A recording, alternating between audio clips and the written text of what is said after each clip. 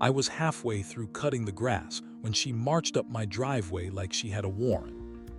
Clipboard tucked under her arm, oversized sunglasses balancing on bleached hair, and that unmistakable expression that said, "I'm about to talk and you're going to listen."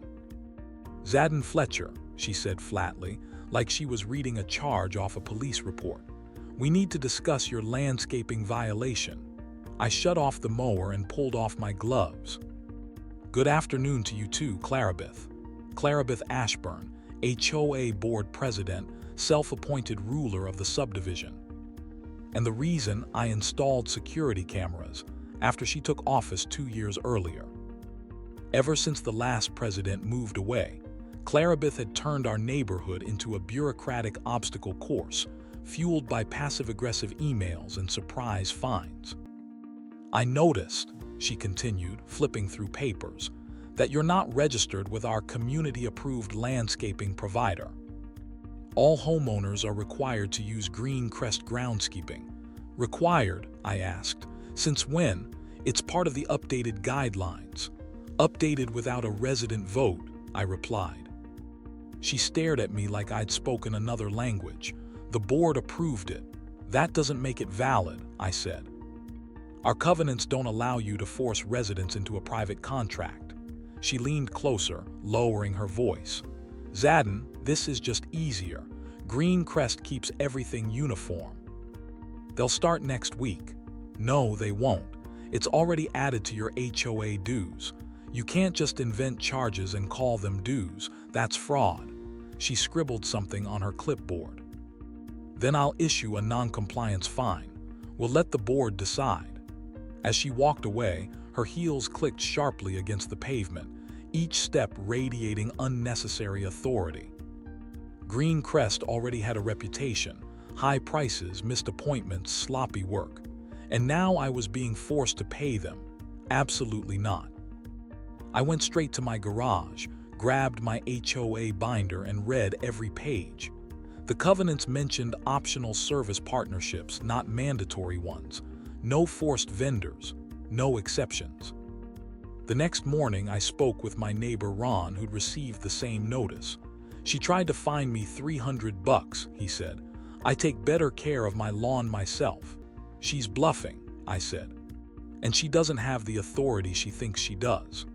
That night, I gathered everything: emails, notices, camera footage, bylaws. If Clarabeth wanted a fight, she picked the wrong homeowner. By Thursday, I'd already identified 6 violations in the HOA's so-called amendment packet. The Green Crest rule hadn't been approved properly. No vote, no notice, no meeting record. Just a glossy flyer mailed out quietly. Then I found something worse. While comparing HOA filings with county records, I noticed a conflict of interest disclosure buried deep in the paperwork. The property management company, Elmsworth Residential, had paid Green Crest over $41,000 as an affiliate contractor. The form was signed by Clarabeth Ashburn. She wasn't just enforcing a rule, she was financially tied to the company. The next morning, I called my friend Priya Desai, a municipal lawyer. "Send me everything," she said after hearing the summary. "If this checks out, it's serious." I compiled the documents and footage. By the time I finished, Ron texted me. 3 more homeowners had been fined, including Mrs. Delaney, a retired woman on a fixed income who'd lived here for over 2 decades. Her fines had climbed past $600. I went to her house that afternoon. "I'll take care of the paperwork," I told her gently. "I just need your permission to include your case." She nodded. "If it stops this from happening to someone else, do it." By sunset, I had multiple affidavits, signed statements, and one angry email from Clarabeth accusing me of undermining community harmony. I labeled it retaliation and filed it. Saturday's HOA meeting was packed. They moved it to the school cafeteria, never a good sign. When Clarabeth opened the floor, I stood. "I'm requesting an immediate suspension of the Green Crest mandate due to improper approval and undisclosed conflicts of interest." She tried to shut me down. I didn't let her. I presented the documents, the payments, the footage, and finally a formal notice from the city's legal compliance office. The room exploded. Residents shouted about fines, threats, intimidation. One board member panicked and froze the contract on the spot. Clarabeth stormed out. Within a week, the contract was suspended, fines were refunded, and an independent audit began.